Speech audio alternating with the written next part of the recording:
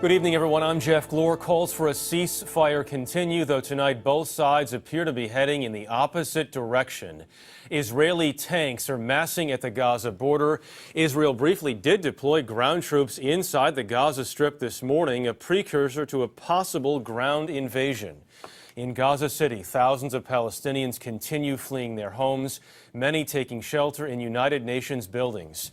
So far, 167 have died in this latest conflict. More than 1,000 have been hurt. We begin with Holly Williams in Gaza.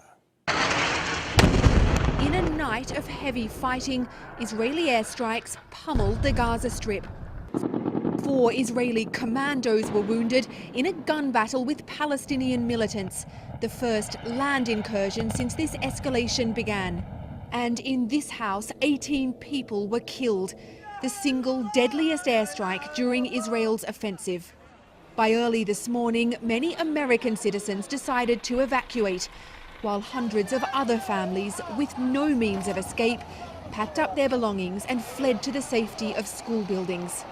Most came from northern Gaza, where the Israeli military dropped leaflets from the air, warning residents to leave for their own safety. There's security here, but no comfort in a place bracing for an Israeli ground invasion. Most of these people, they don't want to be here. This is miserable. Robert Turner is the United Nations representative in Gaza and told us he expects things to get worse. I don't see that either side are taking steps to de-escalate the situation. And I think if it carries on, then inevitably we will see a ground invasion. Hossan Jaboa fled here from the town of Beit Lahia with her daughter and 3 grandsons. She showed us what happened to her home the last time tensions flared with Israel 2 years ago. It was demolished by an Israeli airstrike. I thought I'd have a heart attack, she said. We lost everything, even our clothes and furniture. Now I'm worried it could be happening again as we speak. Palestinian militants continued to fire their rockets into southern Israel today. One of them injured a teenage boy, and Jeff, several others were intercepted by Israel's anti-missile defense system. Holly Williams, thank you. 3 months after the kidnapping of hundreds of Nigerian schoolgirls, the Islamic militant leader behind the abduction surfaced in a video today. Deborah Petta has the details of his defiant and dismissive message. For 90 days, the families of the over 200 girls had hoped for good news. Instead, their hopes were met with scorn in a new video from Boko Haram leader Abu Bakr Shekau, who mocks the Bring Back Our Girls campaign. Bring back our girls. Oh, bring back our army.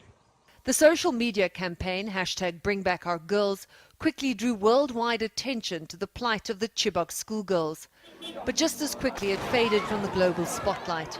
And in that time, Boko Haram has stepped up its terror campaign. In this video, Shekau also claims responsibility for a June bomb blast in the capital Abuja, which left 21 dead.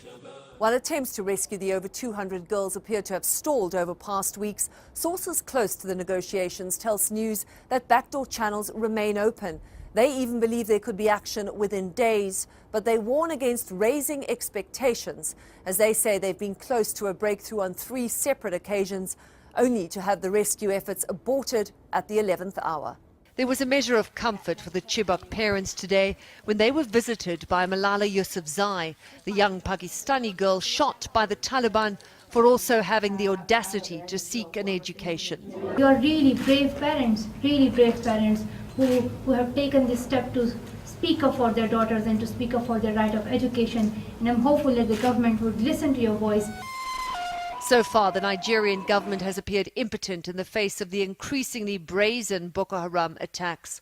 Sources tell CBS News they have all but ruled out a military rescue, as it could further endanger the lives of the girls. This means there are few options left for a government facing strong criticism from its own people over their failure to bring the Chibok girls safely home. Bringing us an exclusive interview with Attorney General Eric Holder. And Pierre, the Attorney General really sounding the alarm about how this conflict between Israel and Hamas and across the Mideast could really intensify the terror threat here at home. Really is, George. As the conflict intensifies between Israel and Hamas, Holder said he'll be on the lookout for any hint of violence here at home. He said that potential and what is happening in Syria makes for an especially dangerous moment. We met the Attorney General in London after a series of urgent meetings with European justice ministers about the threat from Syria. Do they share your sense of urgency about Syria? There's a great concern about this Syrian foreign fighters problem. We estimate there are about 7,000 of them right now in Syria, coming from Europe, coming from the United States, and great concern about the impact they're having not only there, but the potential impact they could have back in their home countries. Congressman Rogers of the House Intelligence Committee made a comment recently that he had not seen a situation where there were so many threat streams, so active at one moment, perhaps since 9/11. No, I think we are at a dangerous time.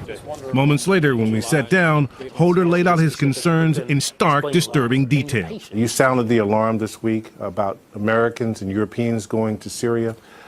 Is this a clear and present danger? I think it is. In some ways, it's more frightening than anything I think I've seen as Attorney General. 9/11 was something that kind of came out of the blue. This is a situation that we can see developing, and the potential that I see coming out, the negative potential I see coming out of the facts in Syria and Iraq now are quite concerning. Among the concerns, intelligence that bomb makers from Yemen, those responsible for the 2009 underwear bomb plot, are now in Syria joining forces with the thousands of foreign fighters there. Is that a particularly nasty mix? That's a deadly combination where you have people who have the technical know-how along with the people who have this kind of fervor to give their lives in support of a cause that is directed at the United States and directed at its allies. And it's something that gives us really extreme concern. Sources tell U.S. intelligence suspects Yemeni bomb makers in Syria have designed an explosive device small enough to fit in a laptop computer. It's why the U.S. asked overseas airports to step up security, including requiring some passengers to turn on a laptop or other electronic devices. We are always constantly monitoring what's going on out there, what known bomb makers are doing, the new techniques that they are trying to employ. Suffice to say, these security upgrades we're seeing didn't just come out of the blue. No, these are not things that we just decided it was July, so let's do something new. This is not a test. This is we're doing something in reaction to things that we have detected. Americans who've gone into Syria and made their way home. Can you give us a sense of how many people that we're talking about that are under various levels of surveillance inside the United States? Well, I'd say that we have dozens of investigations that are underway. The FBI is on top of these. And out of Syria, another challenge: ISIS, the Islamic State of Iraq and Syria. They've taken over huge chunks of Iraq, stealing weapons and plundering millions of dollars. They've even allegedly confiscated low-grade radioactive material that could be used for a dirty bomb. How concerned should Americans at home be about ISIS? Well, I think at this point, ISIS is a body that is concerned about doing things only in Iraq and in Syria.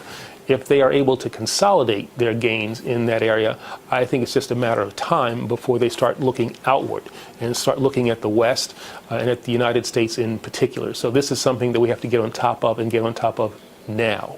Is there a sense that there's a resurgence going on now with al-Qaeda?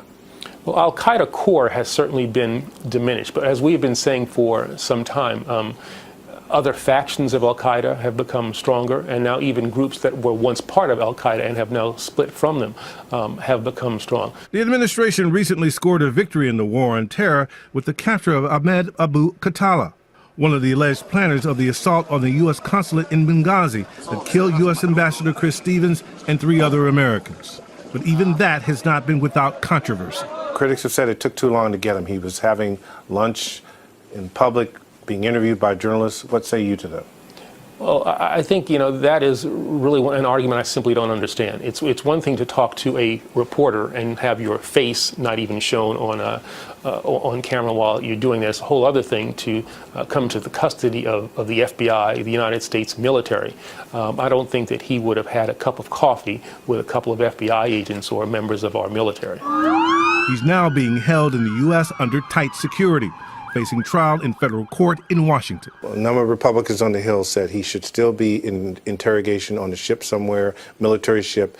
Intelligence should be the priority, and that he should be headed to a military court, not civilian court. There is not a tension between the way in which we have done this and getting intelligence that can be useful, and then ultimately convicting this person. I think it's time for us to get beyond this point. Now it has become something that I think is purely political and is totally inconsistent with the facts. The job of national security can be relentless. Not only does Holder have to worry about overseas threats, he also has to worry about homegrown radicals, like the two men who allegedly attacked the Boston Marathon last year. Is that threat any less serious? These lone wolves, these homegrown violent extremists are people who keep me up at night as well, trying to monitor them, trying to anticipate what it is that they are going to do. And, you know, the experience that we had in Boston is instructive. It only takes one or two people to really do something horrific.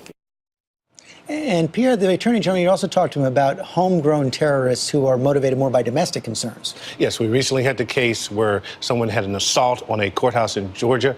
Also, 2 officers killed near Las Vegas. He said that that is coming back as well, that there may be a resurgence. He said there are a lot of sleepless nights these days. Okay, Pierre Thomas, thanks very much. More than 5 million Americans currently have Alzheimer's. That number is expected to increase dramatically in the decades ahead. Today, researchers announced the promising results of a study on a new test to pick up that disease years, if not decades, in advance. And they're looking for the signs in an unusual place, the eye. Don Daler has more. These bright dots are proteins called beta amyloids, visible in the retina of a patient diagnosed with Alzheimer's disease. Beta amyloids are typically found in the brain and have been known to be linked to Alzheimer's. Dr. James Galvin is a neurologist at New York University Langone Medical Center. What makes it unique is that the retina is actually an extension of the brain. And so we think that a lot of the pathology that's occurring in the brain may also be occurring in the retina. Australian researcher Sean Frost tested 40 people using a liquid form of curcumin, the natural substance that makes curry yellow. Curcumin sticks to beta amyloids, allowing doctors to spot the proteins with a simple eye test. Frost found that the test positively identified 100% of the participants who had Alzheimer's. Alzheimer's so far is incurable. So why is it important to be able to detect it? Well, for several reasons. So we have medicines today that treat the symptoms of the disease. So you'd like to be able to pick up the disease as soon as possible as you can start someone on an available medicine. But more importantly, in order to develop new therapies, we need to be able to identify people at the earliest possible stages. Currently, the disease is detected through spinal taps or PET scans, which are invasive, expensive, and not readily available. The developers of the eye test say it can predict the onset of Alzheimer's 15 to 20 years before clinical diagnosis. The full study involving 200 subjects is expected to be completed later this year.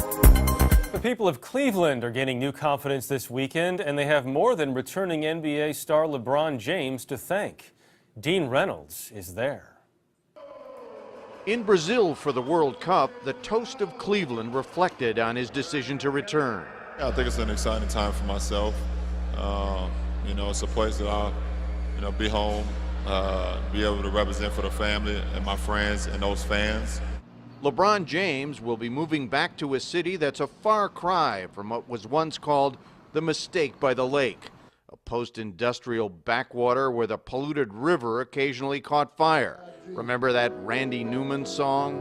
Burn out, Red River, burn out. Did it hurt? It hurt the pride of the city, undoubtedly. Mark Namick is a columnist for the Cleveland Plain Dealer who says the bad days are long gone. Cleveland outgrew the joke before the rest of the world has discovered, as they have this week. Cleveland is now attracting people into its once shop-worn downtown. 12,500 newcomers at last count, occupying some of the 40 existing buildings turned into apartments.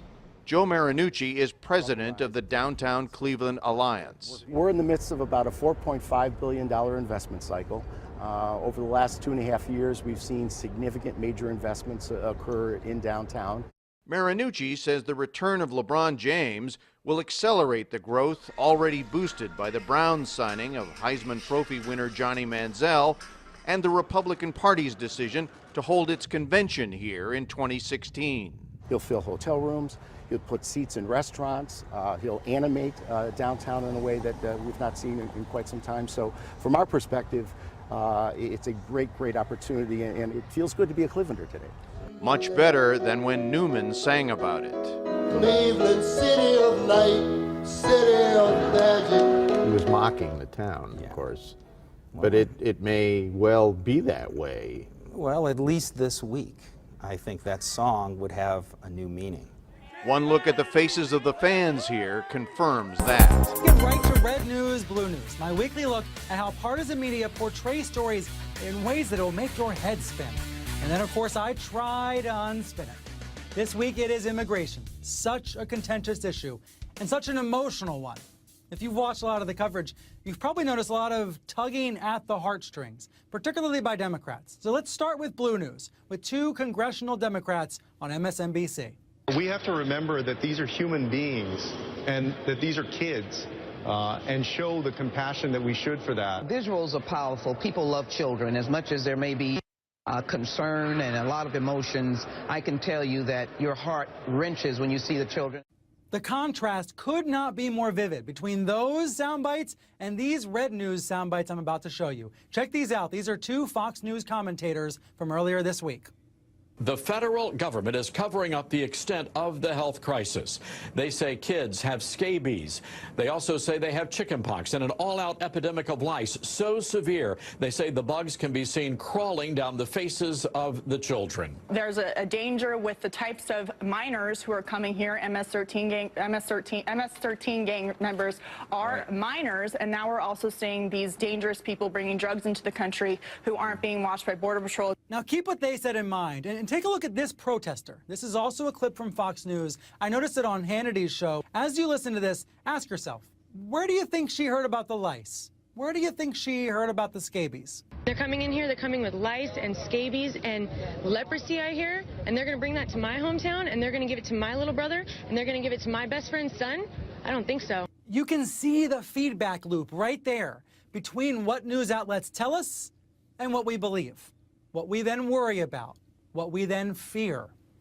So if you're on the left, you might believe there's a Red News effort to dehumanize these desperate immigrants, to portray them as unworthy of our help.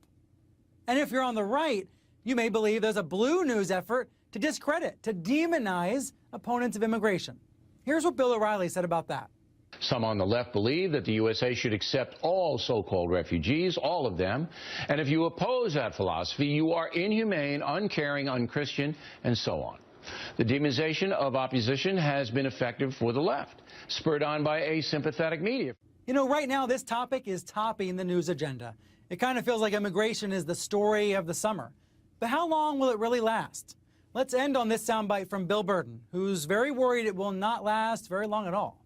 It is a real crisis, and children are at the center of it. And the thing that's so sad about it is that because of this media environment, even though we're talking about it right now, and it's a big deal, and it's right in the president's face, and in 2 weeks, I promise you, we will not be having this conversation anymore. And so immigration comes and goes as an issue, but Republicans haven't had to pay any meaningful price because the media environment cycles through things so quickly that, you know, they're not getting tagged for some media outlets are very intent on covering this issue 365 days a year. I'm not going to name names.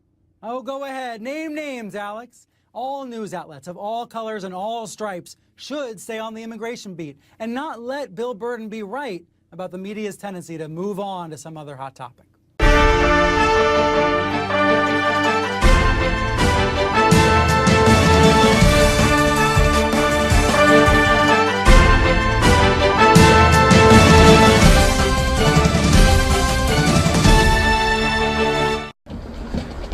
Returning to London in the iconic shadow of Tower Bridge, Vicky Song aboard the Qingdao brings to a close a journey of 40,000 miles. Along with her crew, she's crossed the world's biggest and most remote oceans. With cheering crowds on either side, the Qingdao ended an epic adventure. And this she is. After that marathon trip around the world, it's Qingdao back to where she started nearly 11 months ago.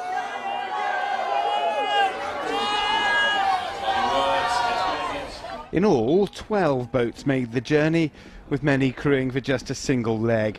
To put Vicky's triumph into perspective, more people have climbed Mount Everest than have sailed around the world. Vicky, how do you feel? Very, very excited this moment. We're back to the times. It feels everything so familiar. It feels like we just left. But when looking back, what happened in the 10 months, all the wind, all the crazy wind, the massive wind, all the crazy sailing, yeah. It was 40,000 miles. I mean, that was quite a journey, wasn't it? Yes. Were there any times you thought, oh no, I can't go on? Oh yeah, more than once. Thinking, what the hell I'm doing here? Can I really get over this? Can I get off this wet thing away from me, please? Can I stop the heat rush, please? And was it actually hard work all the way, or were there times you could sit on the deck and just enjoy yourself? Well, you got legs that's much easier. You got legs that's really, really tough, like Southern Ocean, Sydney Hobart race, from Singapore to Qingdao, that was really tough. Even the Pacific is tough. But you also got like a really nice one, like down the Caribbean Sea, that was nice sailing. While at sea, Vicky experienced storms and giant waves. Qingdao, China's home of sailing, holds a unique place in this competition. Not only were all the craft made there, but it's the only city to have competed in every event since the race began 17 years ago. And Vicky is the toast of the town.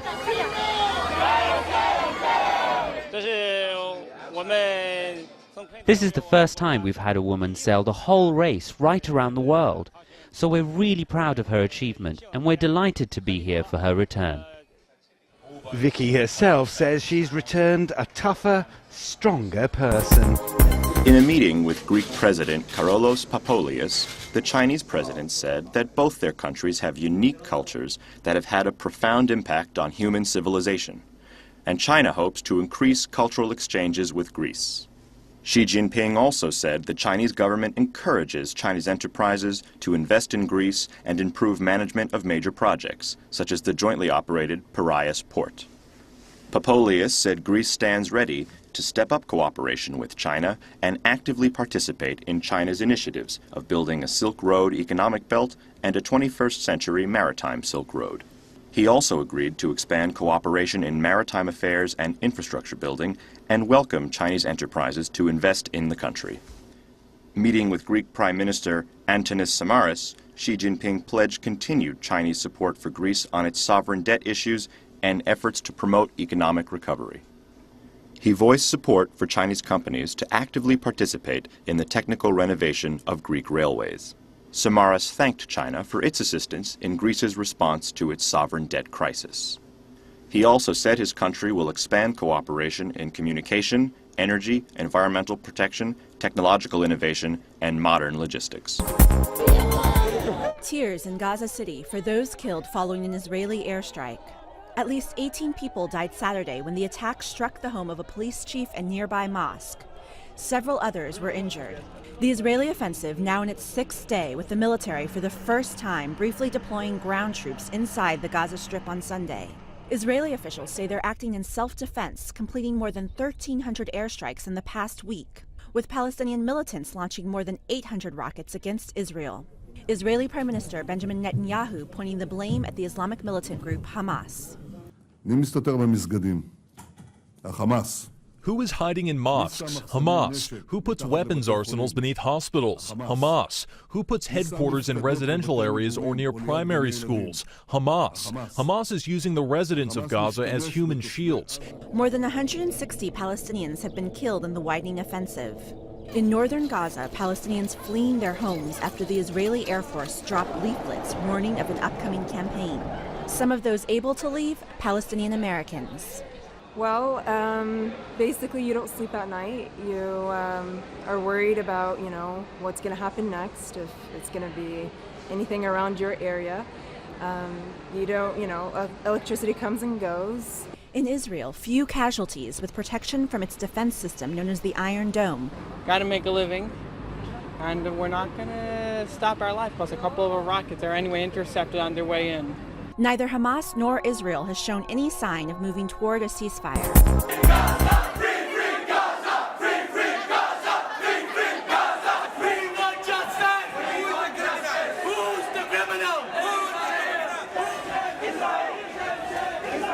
Of Hong Kong, every single one of us here, and more in the homes, strongly condemn Israel's illegal actions and the U.S. support. And we ask you, we humbly ask you, as citizens of Hong Kong, to join us in opposition to the crimes against humanity, which are currently being carried out in Palestine.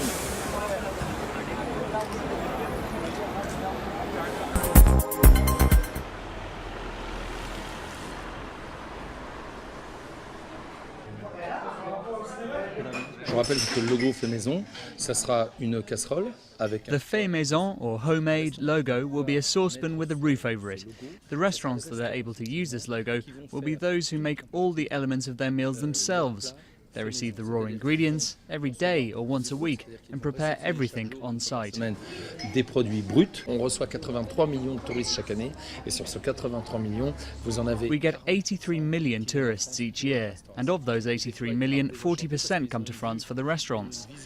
Sometimes they leave disappointed because they imagine cuisine which is like what they see on television by great chefs who we highly respect, but who effectively idealize the idea of French cuisine. And so I think that this seal of approval, which is very, very important, will help us get rid of our gradual decline in comparison to other countries, which have singled out real restaurants from those who do things differently. De ceux qui faisaient autrement.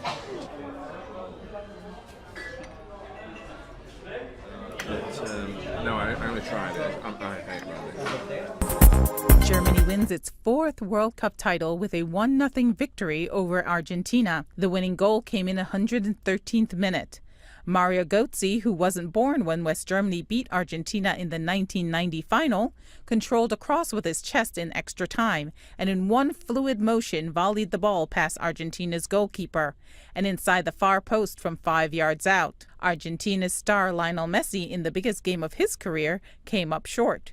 He threatened intermittently throughout the match, but was effectively neutralized for long stretches. Messi's last chance to tie up the match with a free kick in the 120th minute went well high. Argentina had not been back in the final since that 1990 loss and has now been beaten by Germany in the last 3 World Cups. It's Germany's first World Cup win as a united country, having won as West Germany in 1954, 1974, and 1990. Finally, tonight there's a saying in the culinary world that people eat with their eyes first. It's a thought many of today's cell phone-centric diners would eagerly endorse. Here's Bill Plant. When Chef R.J. Cooper opened Rogue 24 3 years ago, he made diners sign a contract promising to leave their camera phones at home. I was very, very anti-photographs, cell phones. Don't bring the cell phone in the restaurant. He worried that it would distract other customers. He also worried how some of his dishes might look. Is flavor more important than appearance? Oh, absolutely. I've put out some ugly food. I mean, really ugly food, but the flavors have been fantastic. But the "hey, look what I'm having" post of restaurant dishes has become such an integral part of dining out that Cooper decided to lift the ban. We love our guests. We need our guests to produce our craft. So we need to be able to adapt to the guests' needs as well. The images of the restaurants make it around the internet at lightning fast speed, and so everybody sees these pretty dishes and wants to emulate them. Does it come at the expense of the food on the plate? Sometimes. Washington Post food editor Joe Yonan says some chefs are concentrating too much on how the dish looks. There's so much tweezer garnishing happening after the food is cooked that it's not hot anymore by the time it reaches your table. But I think we diners have something to do with that too, because the dishes come to the table and nobody can touch anything because everybody has to take a picture first. Midwood Place chef Cedric Montpellier says foodography can be inspiring. I am influenced too by Instagram, all the pictures I see online. and I'm using them.